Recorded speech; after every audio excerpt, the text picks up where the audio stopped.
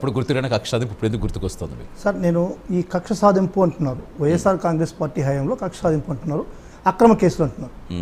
నేను ఒక 3 ఎగ్జాంపుల్స్ ఇస్తాను సార్ మీకు. ఒకటి స్కిల్ స్కామ్ కేసులో ఈ తెలుగుదేశం పార్టీ నాయకులు కానీ కార్యకర్తలు కానీ చంద్రబాబు నాయుడు గారు ఏమంటున్నారంటే అక్రమ కేసు అంటున్నారు. అసలు స్కిల్ స్కామ్ అనేటువంటిది రూపురేఖలు ఎలా ఉన్నాయి, అసలు స్కిల్ స్కామ్ అంటే ఏంది అని తెలుసుకుంటే అసలు అది అక్రమ కేసా సక్రమ కేసా అనేటువంటిది ఫైండ్ అవుట్ అవుతుంది. అది కక్ష సాధింపా కాదనేటువంటిది ఫైండ్ అవుట్ అవుతుంది. ఈ స్కిల్ స్కామ్ పూణేలో ఒక జిఎస్టీ అధికారి అతను ఒక కంపెనీకి సూట్ కేసు కంపెనీకి వచ్చినటువంటి ఒక 100 కోట్ల అమౌంట్ని దానికి జిఎస్టీ పే చేయలేదనేటువంటి ఉద్దేశంతో ఆ కంపెనీని పట్టుకున్నారు. కంపెనీని పట్టుకొని ఆ కేసు ఈ 100 కోట్లు ఎక్కడి నుంచి వచ్చినాయి, నువ్వు జిఎస్టీ పే చేయలేదనేటువంటిది మూలాలు వెతికితే అది ఆంధ్రప్రదేశ్ ప్రభుత్వం నుంచి వచ్చినటువంటి ఫండ్. ఈ ఆంధ్రప్రదేశ్ ప్రభుత్వం నుంచి ఎందుకు ఫండ్ వచ్చిందంటే ఈ స్కిల్ స్కామ్ అనేటువంటిది స్కిల్ డెవలప్మెంట్ కార్పొరేషన్ నుంచి ఆ 100 కోట్లు అక్కడికి వెళ్ళినాయి సూట్ కేసు కంపెనీకి. అప్పుడు వచ్చారనమాట. అంటే ఈ 100 కోట్లు ఎందుకు వచ్చాయని పని. ఈ స్కిల్ స్కామ్లో ఎటువంటి క్యాబినెట్ అప్రూవల్ లేకుండా, ఎటువంటి అప్రూవల్ తీసుకోకుండా, ఈ యొక్క ఫైనాన్షియల్ అప్రూవల్ తీసుకోకుండా చంద్రబాబు నాయుడు గారు సంతకాలు చేసి స్కిల్ స్కామ్కి అమౌంట్ అంతా కూడా ఒక కంపెనీకి ఇవ్వడం జరిగింది. వాళ్ళు ఏదైతే జిఎస్టీ డిపార్ట్మెంట్ వాళ్ళు ఉన్నారో వాళ్ళు వచ్చి ఆంధ్రప్రదేశ్ గవర్నమెంట్లో ఈ అన్యాయం జరిగింది, మీరు కేసు పెట్టండి అని చెప్పని ఈ కేసు ఇంప్లిమెంటేషన్కి దారి తీసుకుని వస్తే చంద్రబాబు నాయుడు గారి మీద కేసు పెట్టడం జరిగింది. నెక్స్ట్ రెండోది లెక్కర్ స్కామ్లో 2014-2019 మధ్యలో చంద్రబాబు నాయుడు గారి లెక్కర్ స్కామ్ మీరు బాగా గమనిస్తే బీవరేజ్ కార్పొరేషన్కి ఇంచుమించుగా 5,000 కోట్ల రూపాయల నష్టం చేకూరుస్తూ 2 చీకటి జీవోలు, దీంట్లో కూడా క్యాబినెట్ అప్రూవల్ లేకుండా, బీవరేజ్ కార్పొరేషన్ అప్రూవల్ లేకుండా యథేచ్ఛగా తనకి ఇష్టం వచ్చిన మాదిరిగా 2 జీవోలు రిలీజ్ చేశాడు. 2 చీకటి జీవోలు. ఈ 2 చీకటి జీవోల వల్ల ఇంచుమించుగా 5,000 కోట్ల రూపాయలు బీవరేజ్ కార్పొరేషన్కి లాస్. ఇది recorded evidence. It's not a fake. ఇప్పుడు నేను అడిగేది ఏంటంటే మీరు చెప్తున్నారు ఇప్పుడు ఎందుకు పెట్టామని మీరు చెప్తున్నారు, ఇప్పుడు ఏమీ లేకుండా మిమ్మల్ని అదే సార్, అందుకే సార్ వస్తున్నాను. పూర్తిగా నేను ఒక 2 నిమిషాలు టైం ఇస్తే ఇప్పుడు అదే విధంగా ఇంచుమించుగా 4,500 ఉండండి విజయశేఖర రెడ్డి గారు, నేను మాట్లాడి తప్పులో మీరు చెప్పండి, నోట్ చేసుకోండి,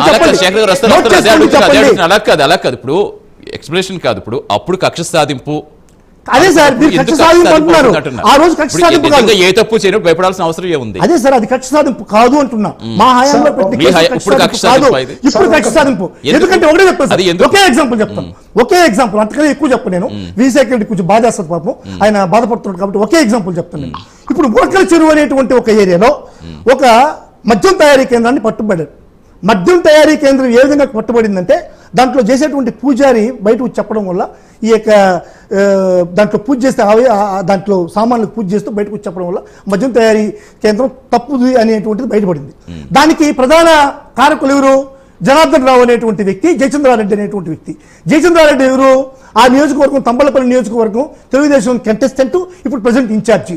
అతన్ని తీసుకొచ్చింది ఎవరు? సురేంద్ర నాయుడు ఎవరు? సురేంద్ర నాయుడు అనేటువంటి వ్యక్తి. తెలిసిందే, నేను ఇప్పుడు రాజకీయ పరంగా రాజకీయ నాయకుల మీద కేసులు పెట్టారు. అంతవరకు ఓకే, అంతవరకు కాదు, అది కక్ష సాధింపు అనుకుందాం. అధికారుల మీద పెట్టడం సరిపోతారా? ఇప్పుడు అధికారులు కూడా ఎంతమందిని తీసుకోవట్లేదు. అదే సార్ కక్ష సాధింపు అనేది. వాళ్ళు ఊరుకుంటారా? అధికారులు ఊరుకుంటారా? అధికారులు ఇప్పుడు ఉండేటువంటి అధికారులు, ఈ సెట్ అధికారులు కావచ్చు, వీళ్ళందరూ కూడా కీ పోస్టులో ఉండేవాళ్ళు, చంద్రబాబు నాయుడు కన్సల్టెంట్లో పనిచేసేటువంటి అధికారులే.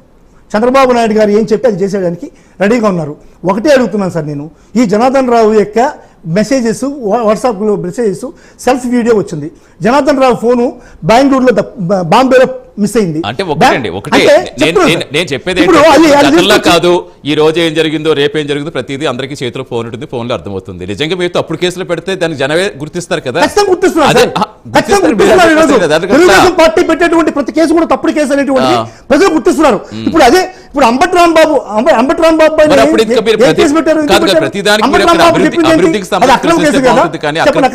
జోగి రమేష్ గుళకల్ చెరువులో జరిగినటువంటి ఈ యొక్క ఇన్సిడెంట్ కి ఇబ్రహీం పట్టణంలో జోగి రమేష్ ఏం సంబంధం? ఫోటోలు ఉండొచ్చు, ఏమైనా ఉండొచ్చు. ఇప్పుడు ఫోటోలు కేసు పెడతారా? ములకల్ చెరువులో కేసుకి జోగి రమేష్ మీద కేసు పెట్టేంటి? మరి ఆ నియోజకవర్గం ఇన్ఛార్జ్ జయచంద్ర నాయుడు పైన కేసు లేదా? సరే ఇప్పుడు అదే చెప్తున్నది. ఇప్పుడు రాజకేశ్వర రెడ్డి అనేటువంటి వ్యక్తితో ఫోటోలు ఉన్నాయి, గూగుల్ టెక్స్ ఉన్నాయి, ఫ్రీక్వెంట్ గా మీటింగ్స్ ఉన్నాయని చెప్పని ఏ సంబంధం లేనటువంటి మిథున్ రెడ్డి పైన ఎంపీ పైన కేసు పెట్టేంటి? అసలు ఎంపీకి ఏం సంబంధం ఉంది దాంట్లో? ఏ సంబంధం లేనటువంటి చెరుడు భాస్కర్ మీద సంబంధం కేసు పెట్టేంటి? అప్పుడు మీకు డైరెక్ట్ గా ప్రత్యక్షంగా సాక్ష్యం సంబంధం ఉన్నటువంటి సార్ ఒకటి సార్ ప్రత్యక్షంగా సాక్ష్యం ఉన్నటువంటి కేసులేని చిన్నీతో ఎందుకు నువ్వు కేసు పెట్టలేదు? కేసులేని చిన్ని పోయినా ఇన్ఫ్రా అనే ఒక ఫైర్ ఇన్ఫ్రా అనేటువంటి ఒక కంపెనీ, ఏదైతే ఫైర్ ఇన్ఫ్రా అనేటువంటి కంపెనీ ఉందో అదే మన రాజకేశ్ రెడ్డికి కేసులేని చిన్నికి ఇద్దరికి సంబంధం ఉండేటువంటి కంపెనీ. డైరెక్ట్ గా వాళ్ళకి ఇద్దరికి సంబంధాలు ఉన్నాయి. రాజకేశ్ రెడ్డికి నిజంగా ఈ అక్రమ కేసులో సంబంధం ఉందనుకుంటే రాజకేశ్ రెడ్డితో ఉన్న సంబంధం లేనటువంటి మిథున్ రెడ్డికి చెవిరెడ్డి భాస్కర్ రెడ్డి మీద కేసు పెట్టి అదే డైరెక్ట్ సంబంధం ఉన్నటువంటి చిన్ని మీద ఎందుకు పెట్టిన కేసు? ఇది అక్రమ కేసులు కదా. ఇదంతా కూడా ప్రజలు చూస్తున్నారు సార్. ఖచ్చితంగా ఈ అక్రమ కేసులకి ఖచ్చితంగా 29లో ప్రజలు బదులు చెప్తారు గ్యారెంటీ. రైట్ శేఖర్ గారు. సార్ మధుసూదన్ రెడ్డి గారికి అర్థం కావాల్సిన విషయం ఒకటి చెప్తాను సార్. రాజకీయ